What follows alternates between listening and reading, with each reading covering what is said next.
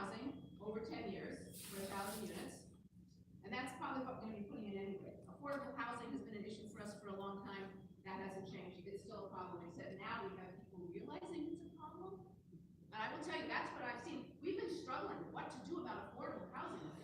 And finally, this comes in and goes, oh, we have to worry about affordable housing. And they say, yeah, we do. Do you want to help? Oh, yes, we have to help. This is great. Because before we were really doing it ourselves, Amazon isn't bringing the affordable housing problem. It's been here all along. And in fact, of those 25,000 jobs, we think only 15 to 20% will live in Arlington. That's kind of the way we think it's going to go. Just from looking at the way other companies do it and how Amazon does it. So, 7 million housing, that we'd be giving it anyway. $360 million in transportation over 15 years. That's in our capital improvement program now. We've always been planning. Our capital improvement goes out 10 years.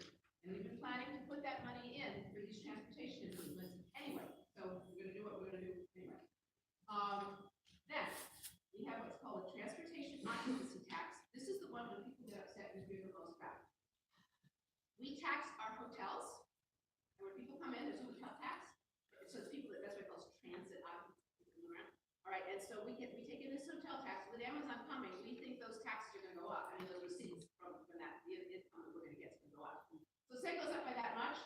We've worked out a little deal with them. Amazon will get a tiny bit of that, and we will let them have that to work on their build out here in Arlington on their Amazon building.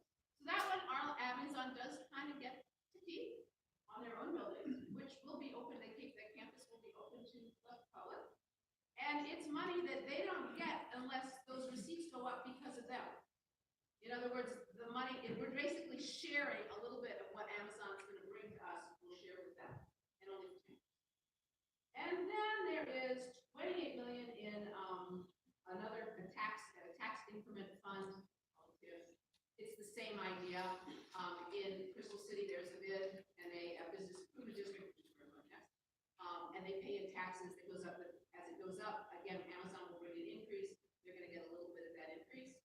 That they're required to spend in Crystal City again on amenities around there. So practically everything that Amazon is getting, if you will, is to make Arlington a better place. It makes it a better place for Amazon, but it makes it a better place for us. I think I'll stop there. That sort of thing. I think I'll stop there, and I will let my colleagues take over.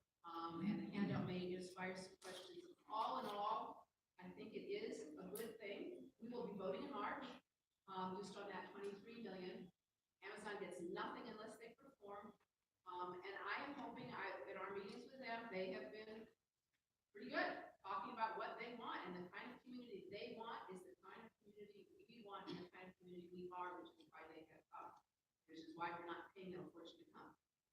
We didn't have to pay them to come. We have what they want, and it's the kind of community we all want. We've all been building this community for the last 40 years now. And they're doing that. So I'm going to just head out of here to Crystal City. I live right over there, so anybody wants to talk to me, I don't have to do it. I take a walk. Any day that's nice. I have to walk with anybody and talk to my grandson. I thank you very much. There are more handouts, I think. Are there more? Maybe not. Maybe share. Oh, by the way, Eric, online, you go to the website, all this stuff is on the web page. So and to make it easy, you go to the Arlington County website. You just Google on Arlington County, Arlington VAWS. And then on the home page, on the side, on the right side, there's a column that says Hot Topics, and one of them is Amazon in Arlington. Just click on that. The Amazon page will come up, and there are PowerPoint presentations, which I looks like you're going to actually see. This is good. You get to see, this will be up there, other presentations, reports, studies, and all kinds of information. All right, I really will stop there. Thank you very much. I'll get out of here. All right, Eric.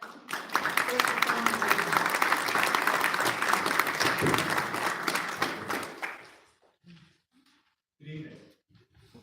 It's good to be here and talk about something that I think the art Amazon that it just smiles on everybody's faces. As Lee said, we started a while back on, it's just been good for us. What do we want from it? And what was different about Virginia's Amazon proposal is they didn't basically say, what's the biggest check that we can write? You may notice Virginia's Amazon subsidy is 750 million. Like New York State is 10 times that. I think Maryland is 7 times that. That isn't what Amazon wanted. What they wanted basically, as Lou said, what kind of community it would be here, what kind of investments for your infrastructure. And so Virginia's proposal was almost totally unique among the 238 that Amazon got in the whole process. And that was because Virginia said, we want to basically invest in our communities. And that's invest, as Libby just said, in transportation, where localities, we're spending about 500 million. That's 500 million, frankly, that we were going to, most of it we're going to spend anyway. In the case of Alexandria, building a new metro rail station in Government Garden, expanding bus rapid transit, that's been a big success in Alexandria and Arlington, the first one in the region. And the state is putting basically between 200 and 300, depending on how many jobs Amazon eventually produces, in to improve our transportation infrastructure even more. The other two other pieces, one is affordable housing. The states said they put in 75 million over the next 5 years. We're hoping to grow that further and help us.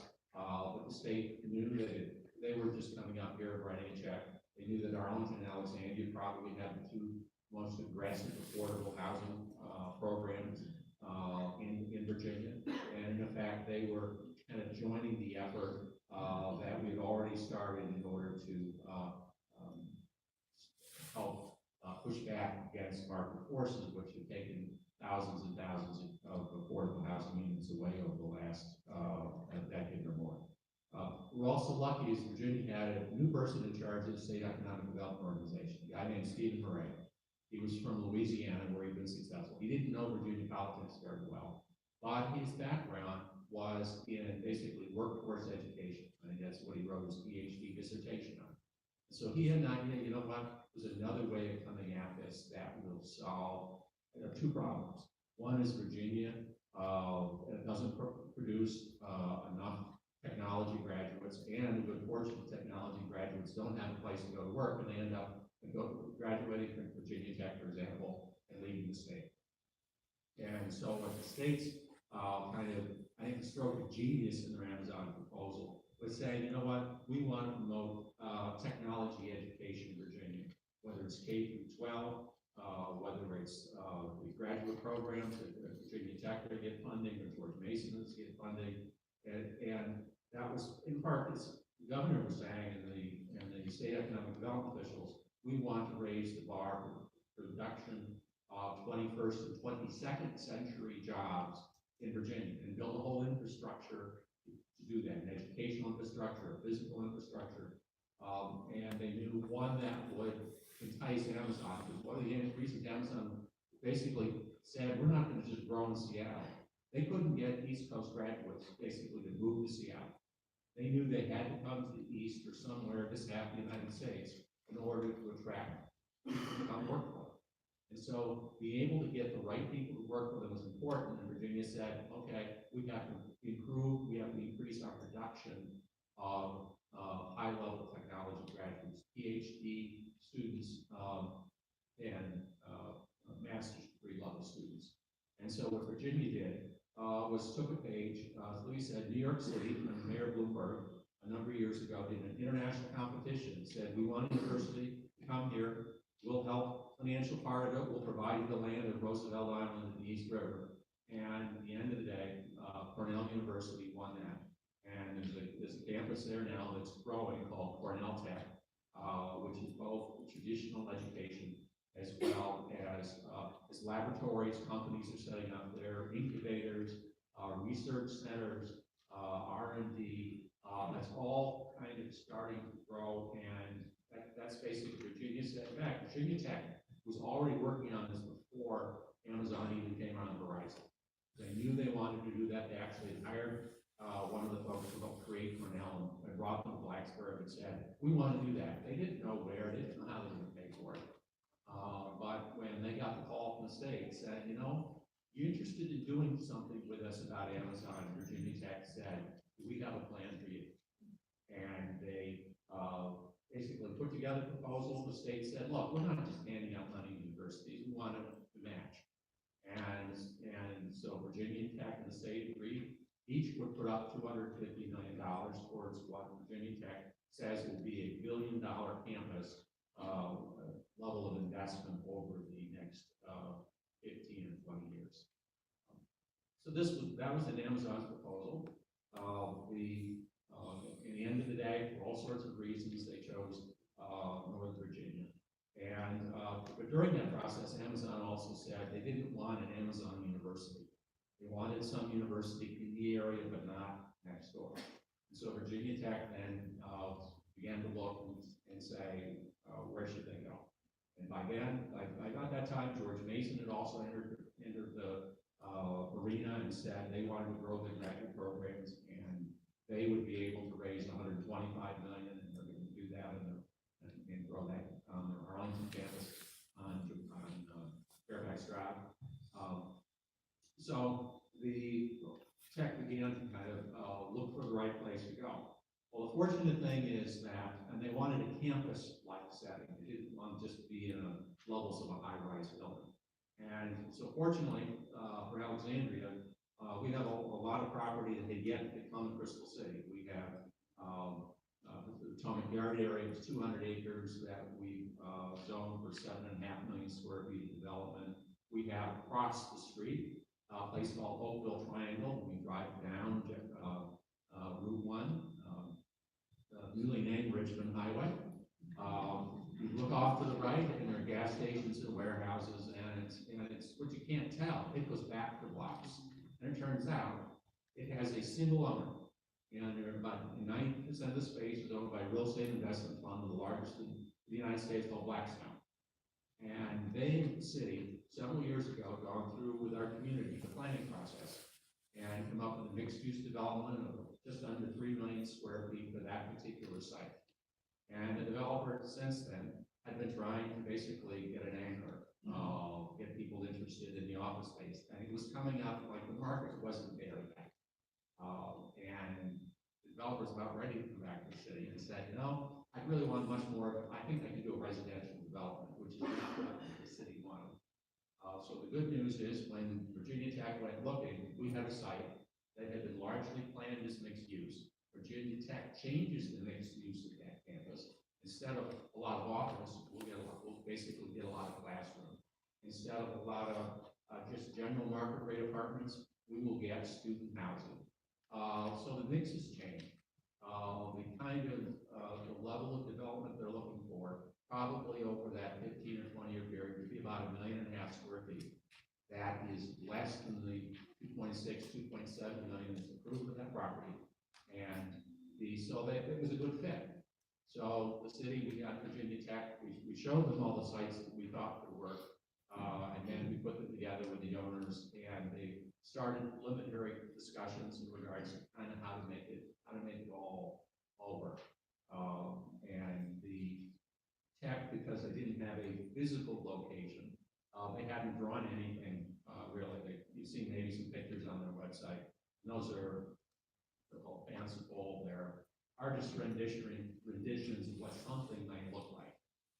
So as far as the design, the layout, how the land use mixes work together, that process will basically be the public parts of those processes, and a lot of the private parts of the processes with architects and engineers figuring out with the developer how to make it work. That will happen over the next year.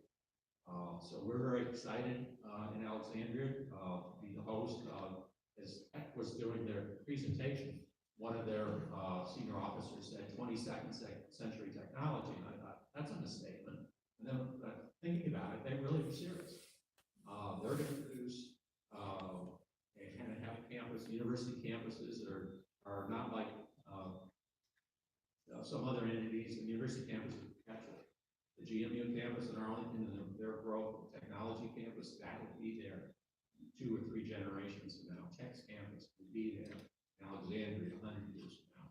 And so that is it's critically important that both of our jurisdictions basically landed and are helping put within our communities areas that have generally been planned this level of development, the growth of two higher educational institutions, basically do cutting edge technology. So we'll be working over the next year. There'll be community meetings in regards to the planning processes. We kind of work out the details, and Tech hopes to basically open. They think they may this fall, within the next year, in another place, probably their research center on Lee Road in Arlington, start the actual educational classroom part of it, and they would hope to be basically get their campus open by 2023.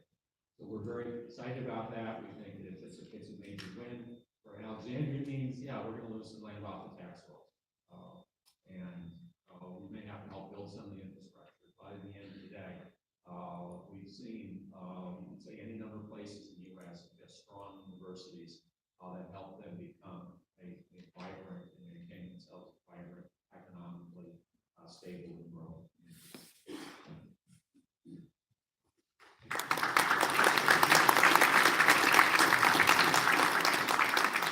All right, we put our staff here through the ringer just to get this to work, so I might as well show you just a couple of quick slides.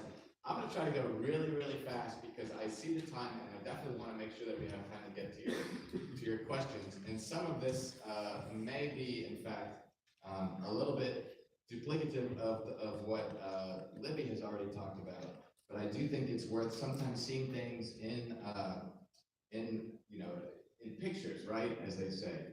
So this is not really a picture. This is a bunch of text. So I'm just going to tell you, just to reiterate, that Amazon coming here is within our long-term plans. There were a lot of communities that were part of making this bid where they were trying to figure out how would you fit in what Amazon needs into a community. They are what we proposed and what is planned. It fits within our existing long-term plans. It doesn't mean that there's not challenges that we have to meet, but it fits within our long-term plans. So just so everybody is clear what we're talking about, Amazon here is the yellow. Don't ask me why there's other colors on this slide. I never understood that. But Amazon is the yellow, and so a little bit of context there. Initially, they're going to move in right near the metro, where the metro stop is, those dark yellow buildings. And then long term, it'll be over by the Whole Foods in Pentagon City. That's where you're going to see the bulk of new construction in that Pentagon City area. Libby mentioned this, and I think it is worth underscoring a variety of reasons over the past couple of decades, actually, major loss of jobs, specifically out of the Crystal City area. So when we talk about, oh my God, 25,000 new jobs, how can we possibly accommodate that? Not that we haven't had some other jobs come along as well. The county, as you know, is generally economically quite healthy, but we've lost 34,000 jobs in the last couple of decades.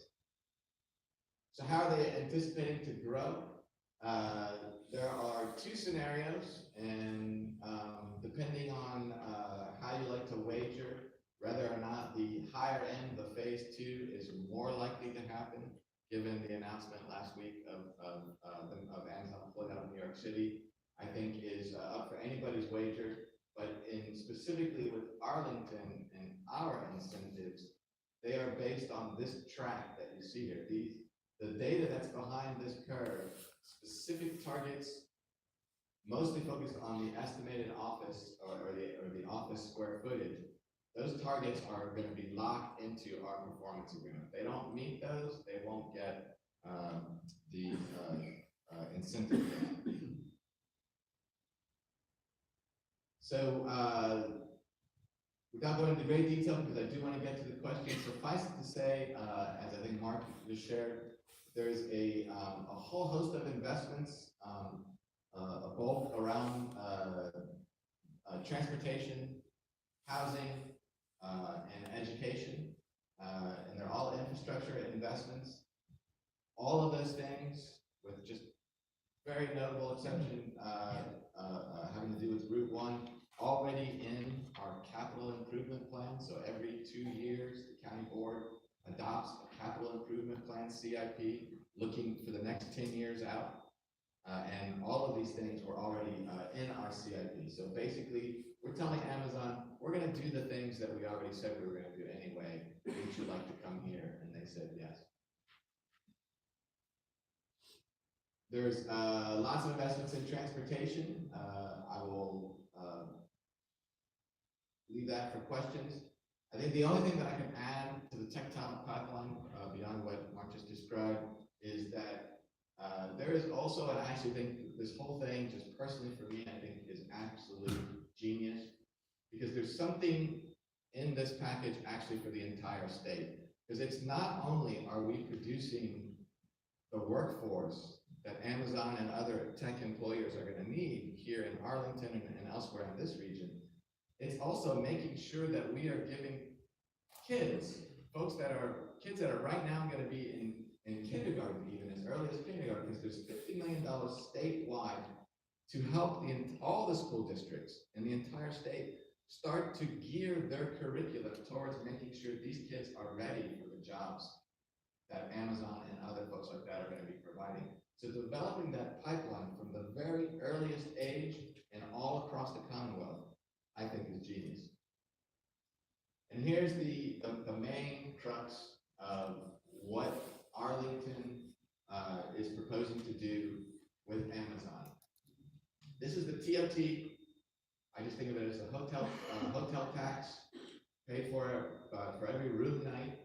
And what we're going to do is we're going to take as a baseline, the average of the last 3 years, and for everything that grows over the next 15 years, they get 15% of it. So if it doesn't grow, they don't get anything. If they don't meet their targets, going back to that square footage, if they don't actually fill the office that's their end of the agreement, they don't get this, or it's prorated if they have between 50 and 90% of their target. It gets prorated. If they have less than 50% of the target, they don't get anything. More than 90% of the target, then they get just the 15% of the increment. So if you do the math, and you can see, I think these are the important numbers. This is what we're estimating that they're going to get, the 23 million. That means what we're getting is close to 130 million just out of this hotel tax and that growth.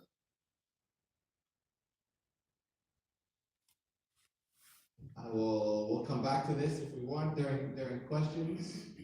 And I guess we're ready for questions. So I'll open it up. Yes, sir. Do our property taxes go down now? So when we go back to the curve of how they ramp up in their occupancy, they're talking about bringing 400 jobs here this year in FY19. So that doesn't have, we're not going to see the real effect on our revenue side in the next couple of years, but absolutely I would expect that we're going to see a really strong improvement on that commercial side of our revenue, which is something that a lot of people may not understand is very important. It's related to the office vacancy rate that we previously had roughly, we were the envy of not just the region, frankly, the entire country. We had this 50-50 mix. We were getting 50% of our tax base was coming off of commercial properties. That means that the residential taxes was funding the other 50%. We have crept up to now we're around 53 residential, 47 commercial. I expect that balance absolutely is going to go back the other way, and the more that we can make it go, the better off we are. We do have schools that we need to build. We will need to continue to invest in transportation, in particular metro, and we have some other infrastructure needs that we will need to take care of. But yes, you're going to see a positive effect on the tax rate, but you got to give us a couple of years as they ramp up to really make a difference. What's that? Your estimate of it, possibly, lower 1%, it would be 1%. I have not actually done any analysis on that or looked at it to try to put some number to it, so I don't think I could put a number to it, but I like your spirit, I like the style.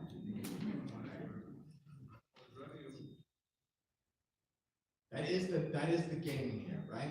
This is the whole point, not only, for me, not only does Amazon fit within our long-term plans, but it gives us two things with the challenges that we face in terms of our infrastructure, meaning namely our schools, also our transportation, also open space, recreational opportunities. It gives us and housing, certainly. It gives us the focus, the chance to have these conversations and to really look at what do we need to do, and we're already seeing the state step up and some commitments to help us out with affordable housing. But it also will give us that revenue stream. So it's the focus, and it is some revenue as they start to build out to address the challenges that we have. Yes, ma'am. How does Metro plan to support this? I mean, we're giving them money and investing in them. How are they gonna keep it together and actually? Louder? Yes. Sure, I'll repeat the question. The question is how is Metro, her words, get their act together so that we can make sure that the predicted split based on what we know about other employers with a similar profile in Arlington, it's predicted somewhere around 70–75% of employees at Amazon are expected to get to work through some means other than a personal automobile. And that'll be certainly big time will be Metro. Big part of it is also VRE. It's right there, and obviously some number will live close enough that they'll be able to walk. Some folks will bike, use bus, other forms of transit. So what is Metro going to do? Well, obviously we've been having a lot of conversation around and trying to get Metro beyond sort of just a state of good repair and actually making some investments. The good news is two things, I think, is one, that last year, all of the region, and in particular, I think we were most worried about what was Virginia going to do, but Maryland and DC, and then ultimately Virginia followed through on providing some dedicated revenue, so to basically start to shore up the financials of Metro. It's a start. It's not, the work is not done, but it was a good, positive start. The other thing in particular for this location is because we lost all those jobs and because, frankly, Metro reliability and Metro performance had lagged so much, there has been a significant decline in ridership at these Metro stations, Pentagon City and Crystal City. That means that there is existing capacity there to allow as Amazon starts to ramp up. And keep in mind, it's not just Amazon. We're already seeing a whole flurry of activity of other folks that want to come. So it's not even just the Amazon revenue. It's going to be other folks coming and filling up other office space as well. But there is capacity there. There's not capacity that we can ride on forever, but it gives us a little bit of bridge space. But I think we should all be extremely proud of the job that our county board chair, Christian Dorsey, is doing as a member of the board of WMATA. And the leadership there, I think, is fundamentally different leadership that we have today than we had even just a few years ago. So there's work that has to be done as the answer to getting our act together and getting their act together, but all signs are pointed in a positive direction. Yes, sir. You talk about affordable housing, but a lot of affordable housing has been replaced by these expensive, monstrous high-rises. And how are you going to handle water, power, sewage? It's all taxed the system. The Arlington site's being turned into Manhattan. So on the affordable housing issue, what we need and what is helpful is that the state is kicking in some money that's going to help us to leverage affordable housing developers that essentially compete with the for-profit developers. So when you see some of that redevelopment through our zoning ordinance, because we allow, we provide some bonus density incentives that allow them to build some more units if they commit some of them to affordable housing. They're able to leverage low-income housing tax credits that come from the federal government through the state. And we use our own affordable housing investment fund, and that's where the state money to augment that is going to be really helpful.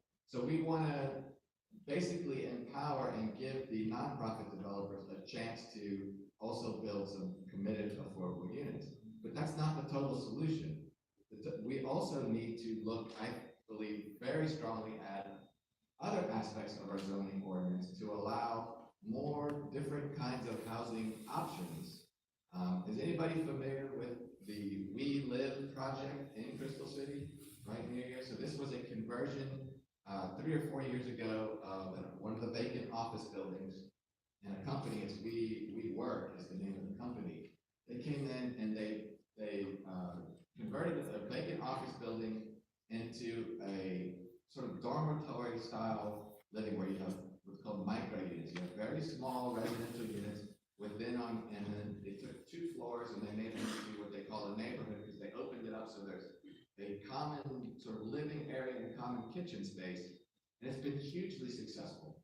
So they are affordable because they're very small units, but they're livable because they're right there where these folks are working and where they've got some communal space. So if they want to hang out and watch the Super Bowl with their friends, their neighbors, they can. If they want to be in their own private space, they have a smaller space.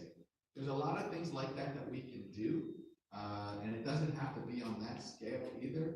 We're launching a major planning initiative called Plan Lee Highway. So I know Lee Highway is a little further away on the other side of the county from Fairlington here, but there's huge potential up there for smaller scale, neighborhood scale housing that is affordable housing, meaning it's committed, some of it will be committed affordable, but it's also housing that is affordable by design and is affordable to the middle class. That's what we want to focus on, is ownership housing for the middle class, which means you're in that 80 to 120% of area median income.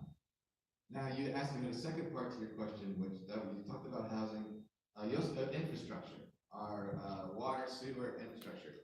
The good news is we made a huge investment. I don't quote in the exact timeline. I think it was around 10 years ago, in rebuilding, modernizing our wastewater treatment plant, and we have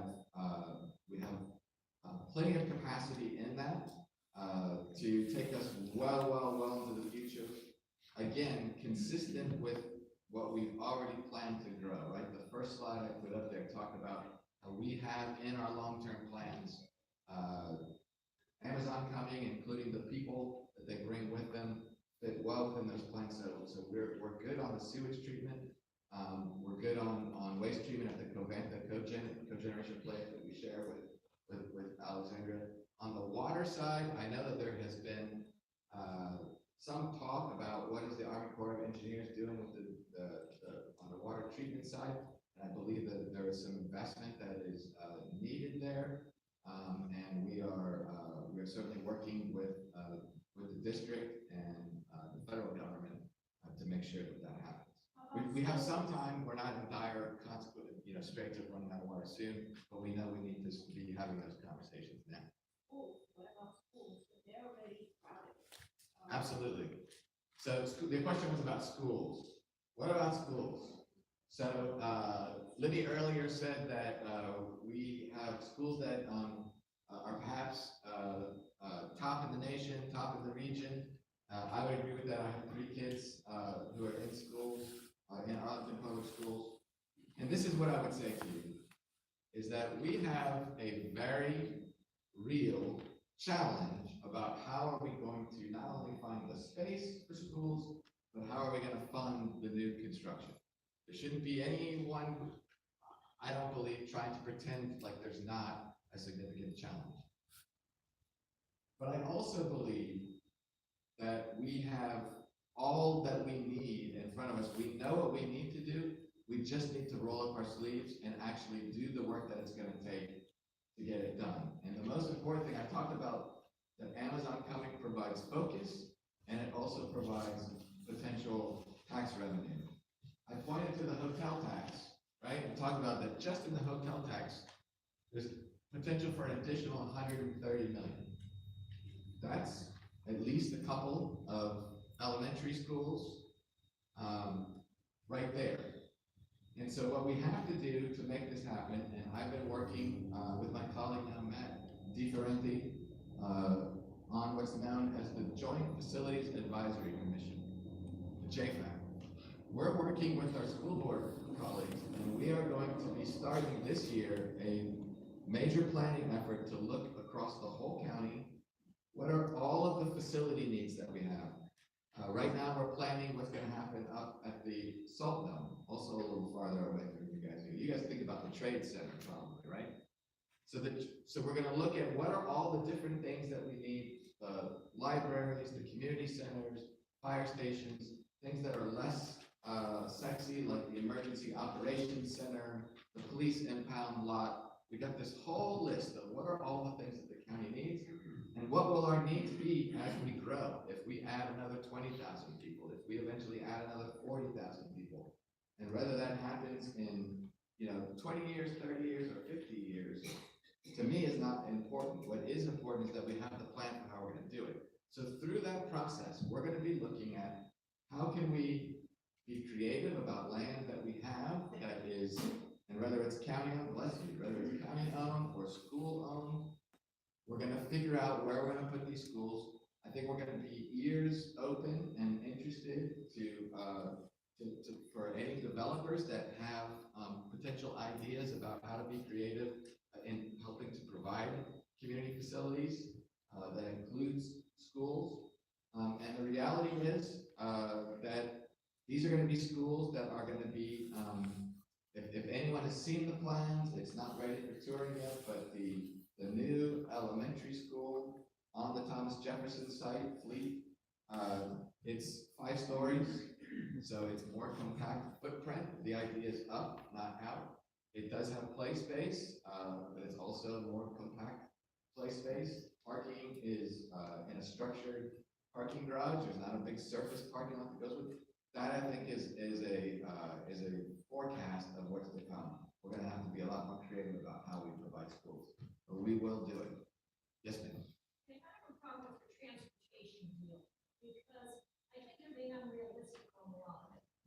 If you look at Clean Alexandria, Arlington, you have Dash, you have Arc, you have Metro, you have the Metroway that goes up and down Crystal City. 90% of the time, those buses are virtually empty, but we're still paying for them to go up and down the road. Number two, not everybody's gonna live in Arlington and Alexandria on that road. You're gonna have people coming up Woodbridge and stuff like that, or Gordon. Okay, so I live in Gordon, I take the VRE, I have to stop off at Alexandria, I have to catch the Metro there, I have to take the Metro to Amazon and back that time. Number one, it's faster to drive despite all the traffic coming up to 95. And number two, if you have kids, are you really gonna take public transportation, go back home, get the car, take the kids to after-school activities or whatever? I don't think you realize how many people and how many more cars are gonna be coming into the area where the buses and public transportation really isn't convenient either time-wise or schedule-wise. So why do you keep telling everybody, you're having more public transportation coming in? It's great to have it. If you don't use it, it's useless. And I'm a native of this area, so I've seen Crystal City or 395 go from 2 lanes each direction to what it is right now, and it's still crowded with traffic. So I want to take that, but I'm also going to offer Margaret a chance. Do you want to address the Metroway, since that's Sure. The Metroway is the first bus rapid transit system in the Washington area. It's 2 years old. It is got more capacity than is currently being used. It was built for tomorrow and not to meet today's need. And so, in fact, it's basically dedicated right away, so the buses aren't in traffic. They can move with the idea is eventually get frequency, so they're every 10 or 12 minutes. So it is just as frequent as the subway. The growth as the transit planners, the growth has met their expectations for now. Clearly, in the future, there are going to be more people riding it. In regards to VRE, VRE does stop in Crystal City. So VRE is also having discussions with how do you having midday trains so people don't have to basically come up here and be stuck the whole day and wait for that train to go home. There's also discussion in improving the Long Bridge Railroad across the river, which needs to be done anyway. When that happens, then we can get the Maryland commuter trains to come out over here and drop off as well. So there are going to be more transit capacity. There clearly are going to be some people driving by cars, but in effect, the transportation projections that Arlington has done, Alexandria has done, show that it is not going to basically overwhelm the system. But if nobody uses it because they take the car, if they have kids, your transportation doesn't work. Well, this is true, except for what we know is we have data. This is not something that we just hope for or make up. We have actual data from the build-out of the Roslyn-Ballston corridor in particular, and from the way Crystal City was functioning when it was full in the early 2000s. So again, we talk about how there was this capacity in the system, and there was and a lot more people, what's called the modal split, in terms of how many people, if you're given a given building, how many of the people who use that building, whether it's for office or residential, how many walk, how many bike, how many take a bus, how many take a train, and how many drive in a carpool. What are all those different modes? What's the modal split? What we know is that, and if you've been around long enough and you remember what Crystal City was like in the early 2000s, before we lost all those jobs, before those buildings worked out, well, you could say, well, it was crowded, it was awful, it was this, it was that, but it worked, for better or for worse, it worked because it was working. And what we know now is that because demographics have changed, because there are more people who are more attuned to using transit and using that the modal split has consistently gone up and up and up and up. So it's not a magic. If there is a mom or a dad who lives down in Lorton and who's going to work for Amazon and wants to know that at the drop of a hat they can head out and get in the car and get back to school to pick up their child who's gone to the school nurse and is sick and needs to be picked up, they're going to be in that modal split that says, okay, transit's not for them. They're going to be among those who will drive. And we do know that some people will drive. But we also know that there are a good portion and a growing portion of people that when you provide a convenient, a reliable, and a cost competitive transit system, they will take that.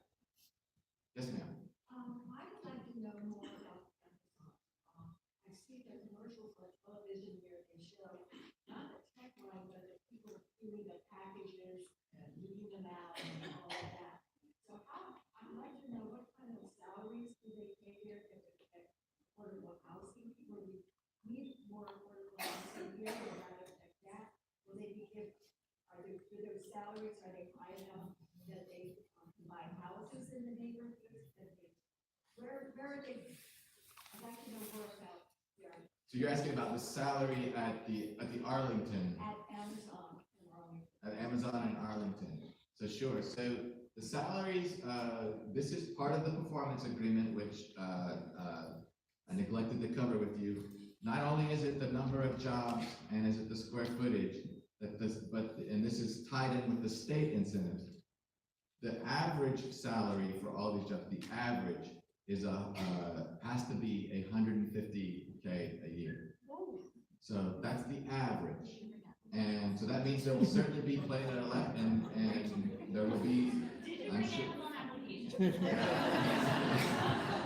I think you can go online. Right? So this is it's an interesting question, isn't it? Because it's the yin and yang of housing affordability. That when you have good paying jobs, I think the answer is yes. Most likely those folks who are making at that average and above, and especially if you've got 2-earner households of that, you can still buy a house in Arlington. You're still fighting there, but you can still do it. And will you still be able to do do it in the future. That's what a lot of people are talking about. And then what does it do for those, to get back to your question earlier about the folks who are getting displaced? I think that is to me, the real challenge for us as a community of are we still gonna be the place where the solid middle class can be 10, 15, 20, 30 years from now on into the future? We talk about that this new campus is gonna be here 100 years from now. I think that's a beautiful vision, and that's what we want. That's the kind of community, that's what every community wants to be, the place that is always looking to be better. I wanna know that the people who are the custodians on that campus, the people who are teaching on that campus, the students who are coming to that campus, that they all can live here too. And so we have to roll up our sleeves, and we have work that we have to do on housing for sure. But I think that Amazon coming and that revenue, and I would never say that, to me, I just cannot get behind that the answer to housing affordability is to say, oh, those jobs pay too much, we don't want them. The answer is to look at what are the real root causes of why housing continues to go up faster than wages. And it's largely based in our zoning ordinance. So as I said earlier, we're going to be looking a lot at our zoning ordinance, and we're going to make sure that we make some room for folks across the economic ladder right here in Arlington. Two questions. Mark, Amazon is the modern day version of Sears and Roebuck, except they fly. So are they gonna be flying their consumer products out of two airports, Dulles and JFK? I mean, is there airplane process in all of this new establishment of Amazon and Arlington? Well, just to be clear, if I understand your question, this is not a processing center. There's no packages that are going to be sorted. It's not a distribution center. No, it's the people who design and think about how are those packages getting everywhere and what other things can they sell. There's a lot of folks maybe don't realize this, but and I don't know the exact numbers, but I know that a huge part, the majority of their profit actually comes from Amazon Web Services. From the systems that they built to sell all that stuff is actually where they're making most of their money from. So they are, and that's what they're bringing here. We don't know exactly. It's all tech. It's all tech. Exactly. Yes, sir. Wait, let me finish my question. Sorry. So what do you expect from us, listening to you all and about Amazon coming in? There's a voting coming up in March. What do you expect from us as a community? That's a good question. What do I expect from you? I expect that everyone should be having conversations about what does this mean for us. When I talked about that, what I think that is really positive about Amazon coming is the two things, and it's the focus and it's the revenue. The focus should not be underestimated. When we talk about we got to build schools, there's hard work to do to get to those solutions. They're not. I mean, if you want to just tell me do it the way I want to do it, yes, I'll figure it out. But it's not the way I want to do it. It's not the way anybody on the board wants to do it. It's the way that we want to do it collectively. So it takes hard work. It takes honest dialogue. It takes conversation. When we talk about how are we going to make sure that there's housing for everyone here in Arlington, those are difficult conversations. So what I suggest that you can do, I think it's having good conversations with your neighbors, making sure that we're having conversations that are based in fact, not fears or not innuendo or other things. And if we do that, we're going to do great. We're going to continue to do great. Well, I would like to see job descriptions for the jobs coming in, because we're talking really in abstract, a lot of abstract here. I'd like to see the jobs that are going to be offered for 2020. Okay. Yeah, I mean, in all seriousness. That's an interesting question. I mean, certainly. Well, thank you very much. I'm glad I'm interested. Certainly The concerned point is, I against think that. you gotta stop talking abstracts and talk more concrete. Really. Sure. Let me go to this gentleman's question. Thank you. Thank you very much. I earn almost $100,000 a year. My husband makes about $80,000. He works on the Hill. I work for an embassy, and we moved here to Fairlington. We have a great community out here. But I have to say, I'm actually very, very worried about Amazon coming in because we still rent. Like, I don't make enough to actually buy here in the community. And with Amazon coming in, I am just very, very worried that the housing prices are gonna go absolutely skyrocketing. And I don't know, there's probably, amongst us, very many here who probably own and who are thinking it's probably a great thing. There's also probably amongst us, many of us that don't own and are renting and are hoping to own in this great neighborhood. And I'm just very, very concerned about what we can do to actually help those among us that just can't get to that next level up, you know? And so I'm just a little bit worried, and I don't see what Arlington is doing to help us. Those that are just right there to just try and get to the home. Well, first of all, thank you for asking a question that is clearly very personal and asking it in a way that I think is very constructive. And so what I'd like to do is I'd like to ask Mark if he wants to comment from the Alexandria perspective, because the first thing also to understand about housing, it's a regional problem and it's going to take a regional solution. We have things that we need to do here in Arlington, but we keep making Arlington this great community where everybody wants to be. That means everybody wants to be here, and that means that housing just keeps going up. There really needs to be a regional solution, and the focus part is helping. But I would love to hear Mark give sort of because I've never heard this before, the Alexandria perspective on what we're doing on affordable housing. It's not probably a whole lot different than the Arlington side. We recently increased our bonus density for affordable housing. We would set more developers developing it. We've got a lot of basically the transit corridor in Alexandria is zoned for higher level of development than what's there now. Unfortunately, Alexandria started out as a lot of warehouses and industrials. We've got a lot of land basically that we can turn into something larger and bigger. And when we've done that, we've said we provide the bonus density so that we get additional affordable housing. We've raised our meals tax in the last year from 4% to 5%. That added $5 million in additional revenue that we got for affordable housing. I put $1 million more in next year's budget. That being planned to do that in the foreseeable future, so that gets us $6 million more. Working with there's in a regional area. This is absolutely correct. This is a regional economy. House prices across the river affect house prices here. There's similar problems across the zone as well. There's a new private sector fund that's being created in order to help with affordable housing. So the private sector is finally coming to the table.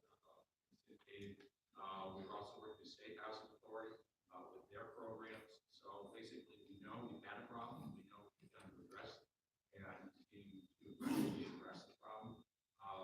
And we know that it's a big challenge. We've been working against market forces that Amazon is not going to. I don't think it's going to significantly change dramatically the price of housing in the whole region. You take 25,000 jobs. You take over 12 years.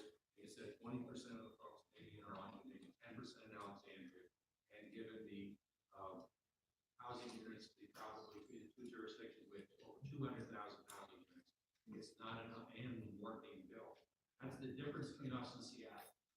Seattle did not have the ability or the plans already in place to respond to the demand. We have land use plans in Arlington and Alexandria, and generally the DC region support demand. There are what are called in the region of transit hubs. Some 50 of those in the region the council of governments has identified that are basically sitting and ready for transit-oriented development in order to increase the housing supply. The more we increase the housing supply, the less pressure there is on prices. Okay, I'm sorry, but just thank you for all of those, sort of programs that you just mentioned. I don't think those that me or I could take advantage of those, but I would just say, yes, I have been looking for the past almost 6 months, and what I've been looking at, the prices are going up. So if you don't think they are going up, Yeah. they are.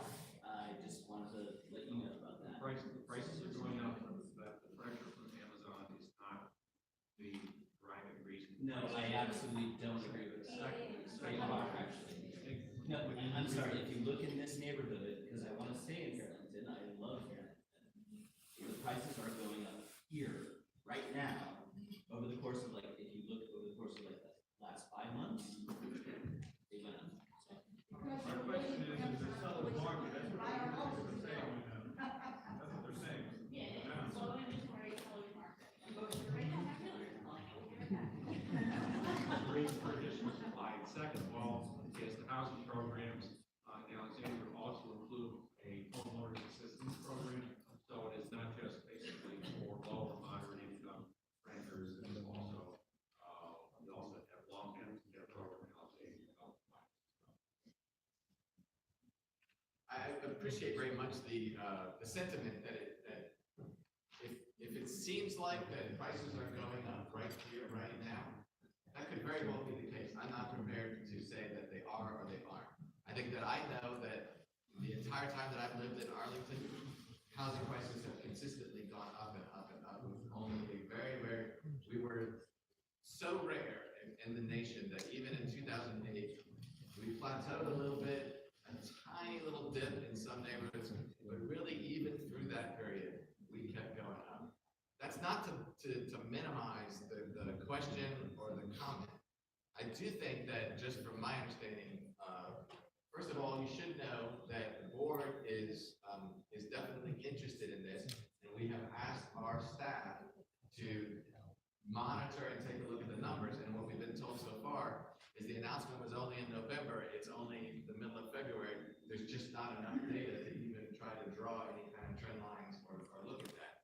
I can assure you there will be lots of folks who will be prognosticating on that as we move into time. The other thing that I would say to you just anecdotally is that there could be some little effect, some minor effect that's happening right here, right now in the immediate location, meaning Fairlington, in Pentagon City, Aurora Highlands, and those neighborhoods. But over the long haul, markets have this tendency, right? Something happens in the news and the stock market shoots up, and then, but over the long haul, or even the medium term here, it is a regional housing market. You're not going to see sustained increase in one particular locale over, across the entire region. About 5 more minutes for questions. Okay, 5 more. We'll go back here, and then we'll come up here.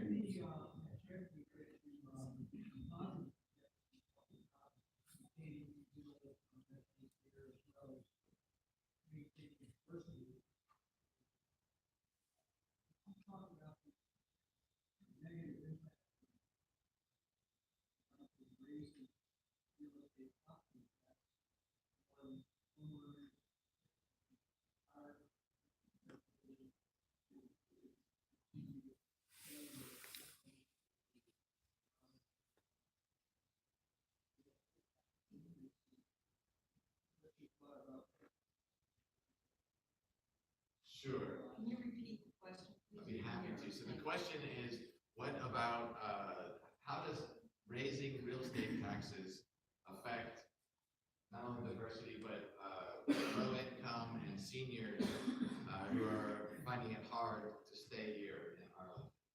And the only I can tell you about that is that is something that is, I think, core at, if there's anything about what our challenges are and what we need to do, this is the one thing that kind of keeps me up at night, because I don't think that there are easy answers. There's platitudes that I could offer and lots of things to talk about to try to minimize it. I know that there are people who are struggling, who are on fixed incomes, who are low income. I have some of you may know that I own a small business here in Arlington. I have 10 employees. I've lost 2 of them just in the last couple of months because they both decided to pack up and leave the region, leave the area. One's going to Tennessee, one's going to Florida, because they're tired of trying to make it work here in this region. And one of them lives in Arlington, and his house is going on the market in a couple of hours, actually. And so I understand very much that there are a lot of people who are really trying to get by. And so the way that I can only share with you my philosophy of how I will look at at the tax rate and any potential to increase the tax rate is it has to be, I have to believe that it's something that we must do in order to make sure that we continue to invest. I think that there are, to go to the question earlier about will we be able to see tax rates come down in the future, I certainly want to see us get there, but I know that that can't happen. We can't get to that future if we're not making the investments right now that we need to be making, particularly in schools. Our school system is growing. So we advertised, or we voted the other night, or on Saturday, sorry, to advertise an up to 2.75 cent increase in the taxes. I don't expect that we will adopt a tax rate that is that much higher.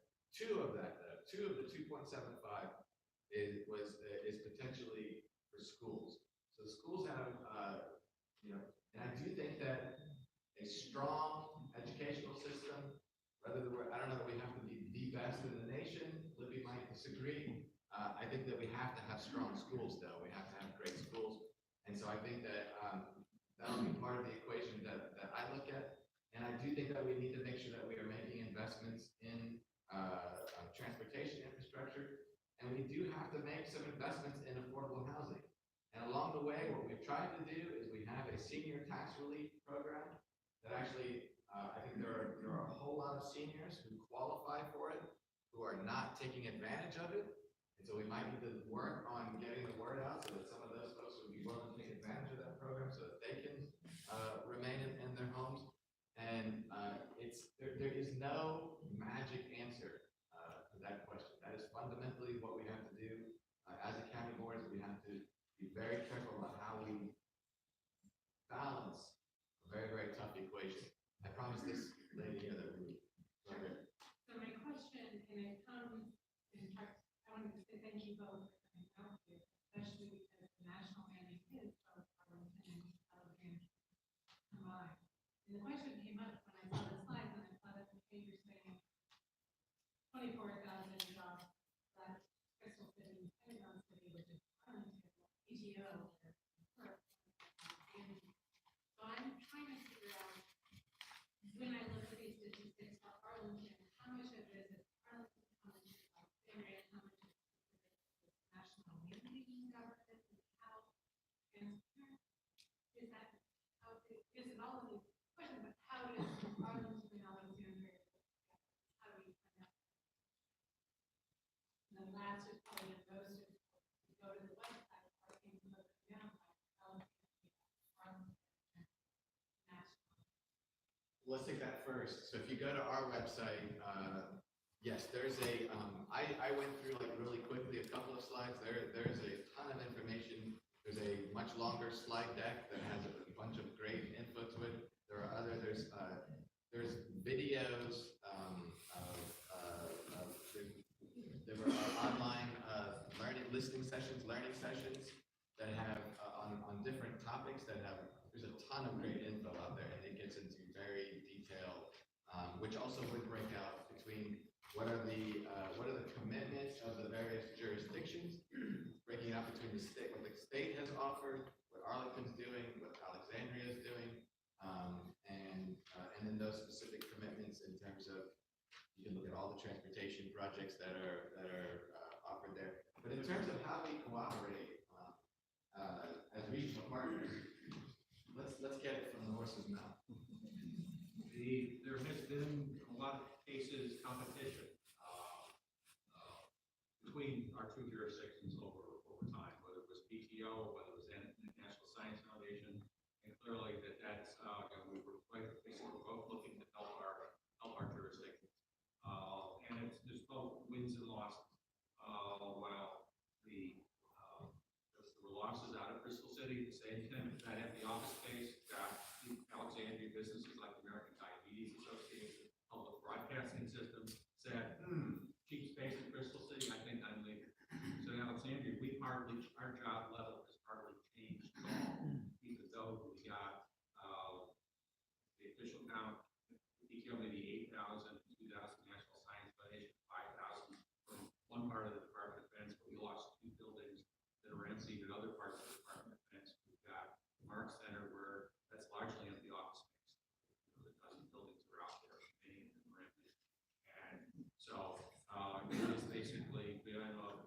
sea change as basically the military moved out and the federal government and other offices changed where they are. So we're all trying to react on that. In regards to cooperation, in this particular time, the Alexandrian Economic Development staffs and the city and county manager, we said, on this one, we're in it together. And we produced, along with the state, what Amazon said is the best, not only did it win, but it was one of the longest proposals, the most detailed proposals, the most thoughtful proposals. We did that working together. And that's really engendered, earlier this week, both of our economic officials were in Texas, basically pitching the site selection firms, who were meeting in Texas in regards to working together. And what we're also trying to do is tell Fairfax County about that, you know what, cooperation works better than competition. Why don't you come join us so we can boost the whole region? The only thing I could add to that is our economic development director, Victor Hoskins, who I know you guys work very closely with. We all work together as you just described. He I don't know if he coined this term, but he calls it co-opetition, right?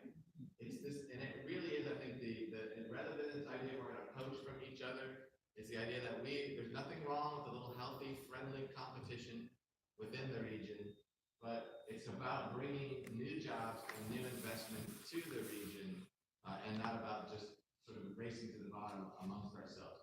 And that's, I think, where this was a great win for that, because it showed that works. And so I think it's a model for moving forward. And there's lots of great days ahead for all of us, not just Arlington, Alexandria, but really all of the players in the region. We have time for one more. The contract's been signed already, for sure. The board will be voting on that's a good question, so everyone understands that on the state level, the state General Assembly did pass the two bills that were required, and the governor has signed them. So state is done, and what remains is two things. One on the incentive agreement, the hotel tax, basically. The board will vote on that on March 16th. But what's also important to know is that following that vote, which is just on the performance agreement, there's going to be a series of land use decisions as they come in with their plans for what they want to build in Crystal City and Pentagon City. That will follow our normal land use decision-making process. So there will be community meetings, and there will be a whole public process around that. But so those decisions are still off into the future. Those are the land use decisions, the performance agreement, March 16th. One more question, over here, thank you. Sure, I just wanted to point out, so it's actually average, so we should be the average, not the average of the annual is maybe right at staff. Yes, so I can share with you on that point that I have asked that same question about what's the median, and they are working on getting back to me on those numbers. But I do know that it's capped, and hold your breath, everyone. It's capped at 850K. So anybody making more than 850K will not be part of That doesn't include bonuses, so that's fine. And I think it actually is total compensation. Are you gonna have another meeting like this, or is that plenty of questions? Or are you gonna be here again? We are not coming back here, but we're having several meetings just like this, and lots of other civic associations On the website? Yes, it is. Okay. All right. Thank you, everyone.